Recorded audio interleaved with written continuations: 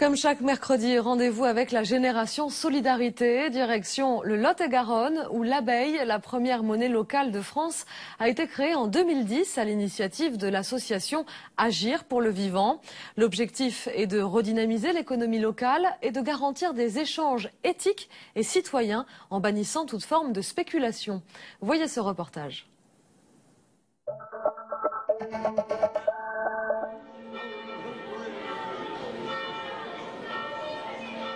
Françoise.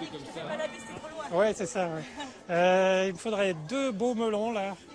Donc ces deux-là. Ceux-là iront très bien. Ouais. Ok, c'est bon. C'est la première année ici où l'abeille commence à vraiment se développer. Et maintenant, on sent pratiquement toutes les semaines, quand on va au marché ou dans des magasins, on voit de plus en plus de producteurs ou de vendeurs qui acceptent l'abeille. Je suis Patrick Vallès et je suis utilisateur d'abeilles que j'utilise régulièrement dans les marchés locaux. Et ici, on a une monnaie qui reste locale, si vous voulez, qui est réinvestie localement et qui ne part pas dans le circuit général mondial de la monnaie. Salut Patrick, à bientôt. Ciao. Ce qui a foutu le bazar dans les monnaies, c'est qu'on a fait en sorte que l'argent fasse des petits, fasse des intérêts. L'abeille, c'est une monnaie qui, au bout de quelques mois, elle dévalue quelques pourcents. Hein. Donc en fait, on n'a aucun intérêt à la garder pour spéculer, elle ne fait pas d'intérêt, au contraire, elle perd de la valeur, donc on a intérêt à l'utiliser localement. C'est extrêmement simple d'utiliser l'abeille, car elle est adossée à l'euro. Une abeille égale 1 euro. Les euros avec lesquels on achète les abeilles sont déposés auprès de la Nef, qui est une banque éthique. Je m'appelle Françoise Lenoble, je suis une des coprésidentes de l'association Agir pour le vivant. Nous sommes partis les premiers mois de 1200, 2000 abeilles qui circulaient.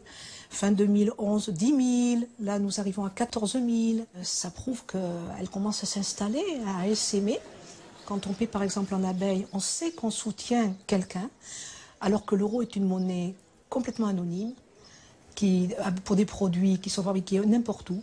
On ne sait pas par qui, on ne sait pas dans quelles conditions. L'abeille, on sait qui ça soutient.